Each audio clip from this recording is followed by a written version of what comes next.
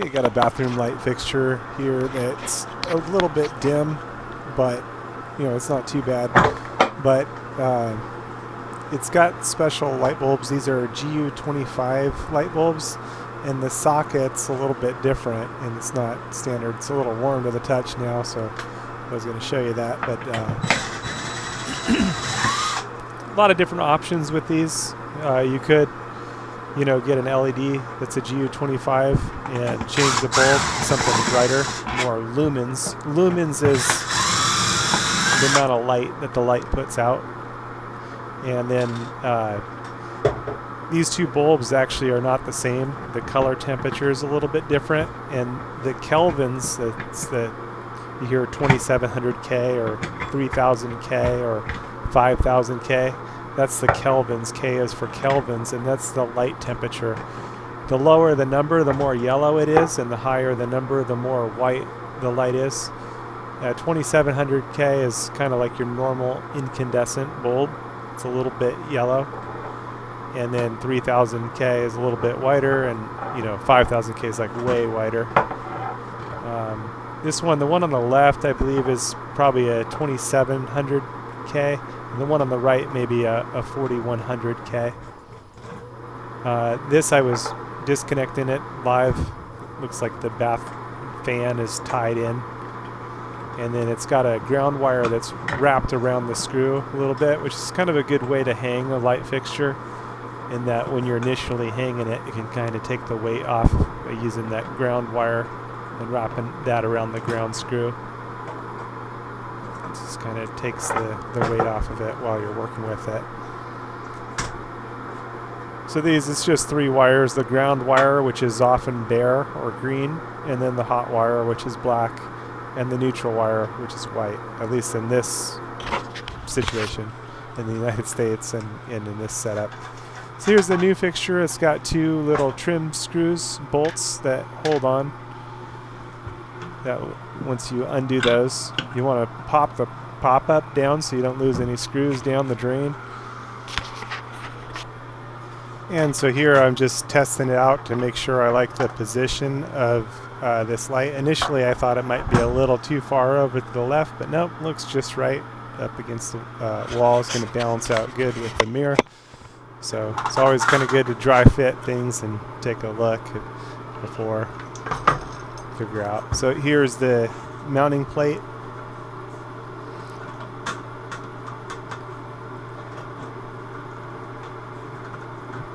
Again, there was a few different options with the GU10 light. Could have gotten some LED bulbs as a replacement for the GU25. It wasn't a GU10, it was GU25. It's a different socket size with these pin sockets, and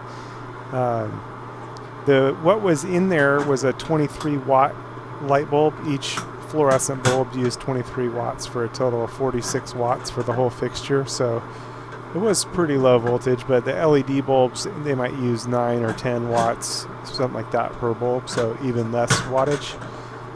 That would have been the way I kind of would have gone if I wasn't replacing the fixture. This one, just replacing the fixture so that we've got standard sockets.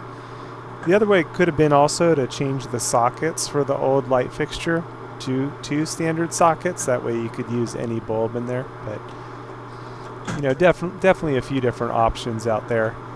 I'm kind of like, I lean towards using things with standard sockets. I mean, that gives you all the options, and generally the least expensive options for the future.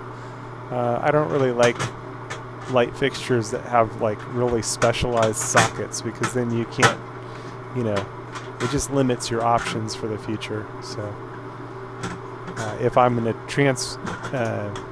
change something to an LED, I prefer going with, you know, a standard socket. That's just me at this point. But I do see, I guess, some advantages in some fixtures, some of the really flat fixtures. And in those instances, I could see where it makes more sense to have a specialized LED light. And I think some of the theory there is that the LED lights would last 10 years or more.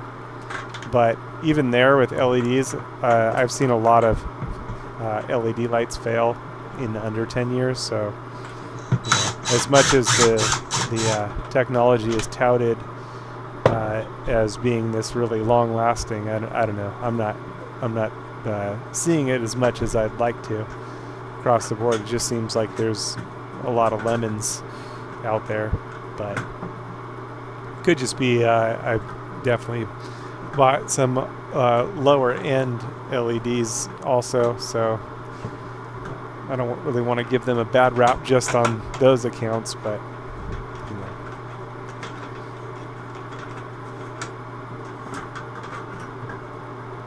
So yeah, changing out the light fixture. I figured I'd show you guys kind of real time in that, you know, I could just speed up the film, but you could watch the video in 2 times also if this is like a little slow at some points, or it's kind of nice. I find myself sometimes watching videos in 2 times speed anyway.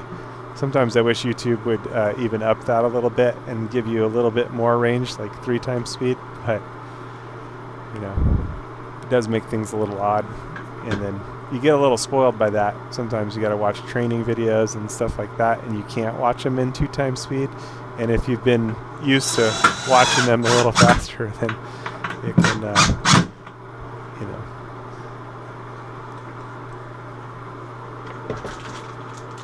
So this DeWalt drill is definitely speeding up the job. This is the impact driver. With impact drivers, you want to be careful you don't have any clutch on the impact driver. With the drill, you can set the clutch and keep from driving the screw in too strong. With the impact driver, you just gotta, you know, release the trigger so that you don't put things in too strong.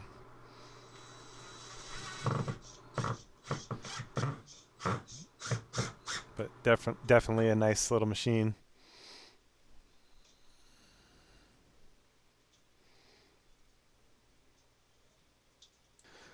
Okay, so here goes mounting the fixture onto the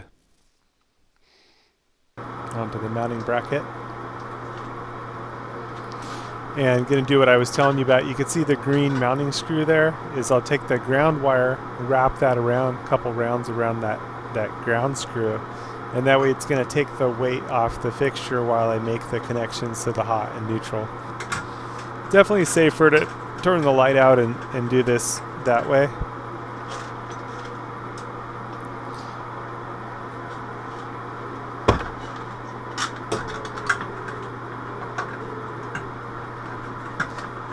And it's probably what I should have done. I actually forgot the bulbs anyway, so I need to go get the bulbs for the new fixture. I remember when I got my first apartment, my friend asked another friend's dad if he had any advice for you know, first apartment. He was like, "Yeah, don't forget the quarters." So my advice here with when you're putting in a light fixture is don't forget the bulbs. Kind of similar idea. Anyway, so I got the ground wrapped, and then we're hooking up the ground first. Put the wire nut on the ground. You don't actually have to use a wire nut on the ground. It is a bare wire, so it almost doesn't matter, but the wire nut will help hold it together, so it's an option. Next, we'll be hooking up the neutral.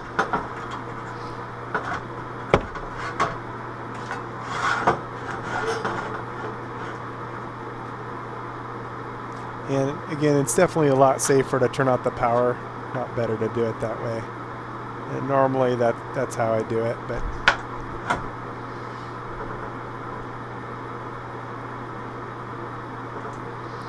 this particular fixture has a couple black hot wires that are threaded together, and but then it's connected to one hot wire and one neutral wire. So connecting the neutral wire here. And now the hot wire.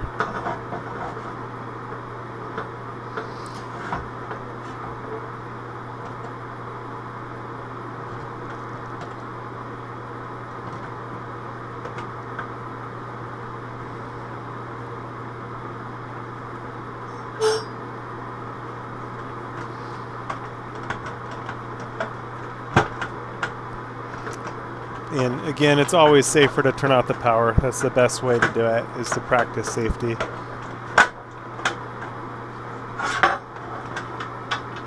So here I got my wires in the connections in the junction box, which is how you want that. The connections are the most likely place to build up heat, and that's why you've got them inside. You want them in the junction box. So here we go, just passing the mounting screws through, and then we got the mounting bolts that go onto the screws.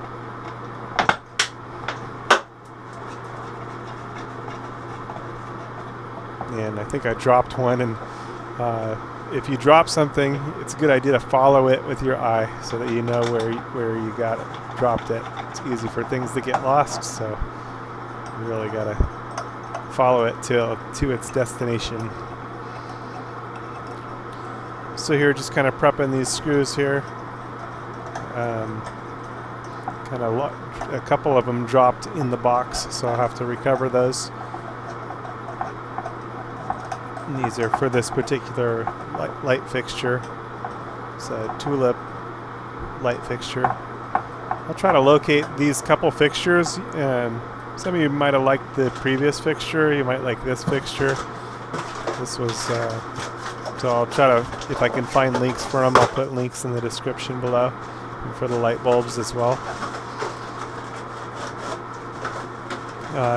The other option, again, with this light fixture was either going with the GU25, finding an LED replacement. That could be a longer lasting bulb, and so can be a good way.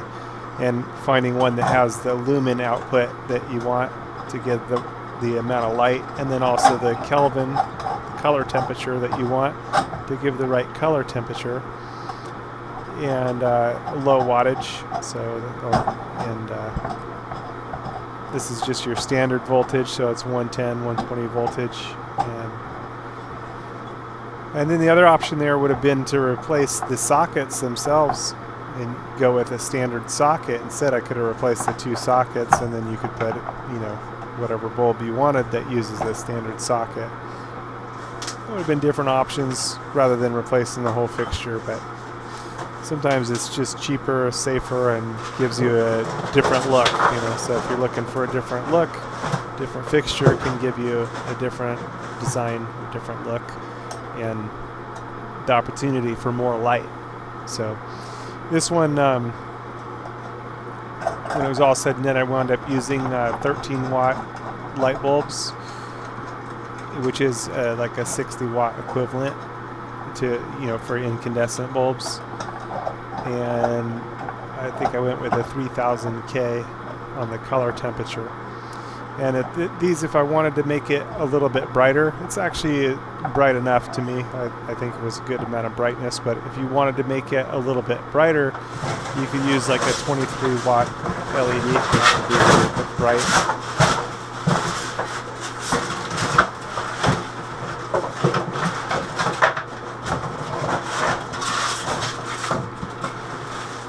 What was in there was two 23-watt GU25s, and but those had a light diffuser kind of shielded it quite a bit more, so it was different. Whereas this one's kind of unshielded, other than the tulip itself. It kind of directs the light a little bit more straight down. But again, what I like about this fixture is the standard light bulb sockets, and that's kind of, when I have that option, I like to go with standard. So I located my screws, and now tightening these down, alternating, getting these going. And then this has these stickers inside, getting rid of those now before, once the bulb is there. Uh-oh, screw dropped, and again, going to watch where that goes, so I can make sure I can recover it.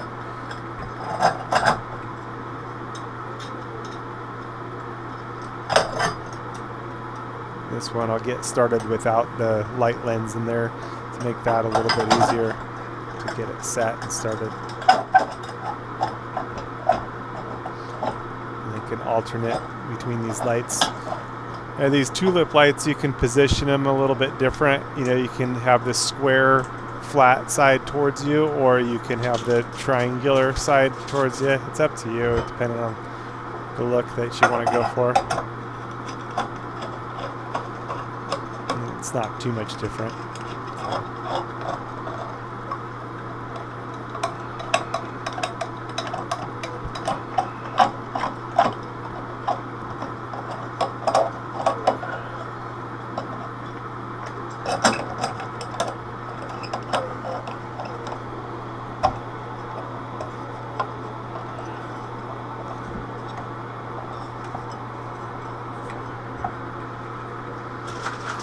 There it is, and now I just got to go get the light bulbs because, like I was telling you, that's what I forgot was the lights. But at least the fixture's in place and ready to go. So it should be really easy to add the light bulbs and be a done deal. Here's the old fixture. I'll show you these GU10s now.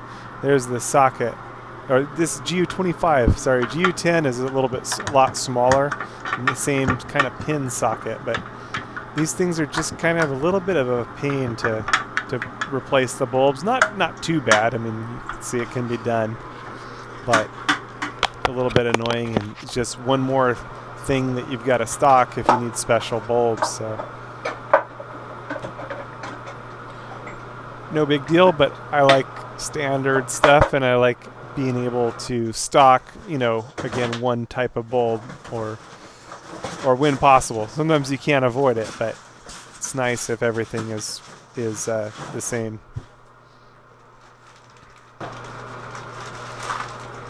You know, at least as far as bulb sockets go. But it's not always possible. It is what it is. Alright, let's go get those bulbs.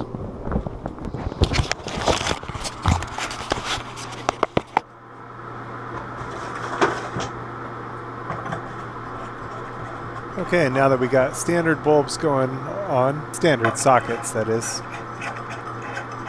this gives us, you know, all the different options for the future. You want to use an LED bulb, which I think is a little bit nicer and a little bit better for the environment as far as the LEDs, you know, it's better than the fluorescent in that it doesn't have any mercury content in the bulbs, but the fluorescent lights are relatively inexpensive.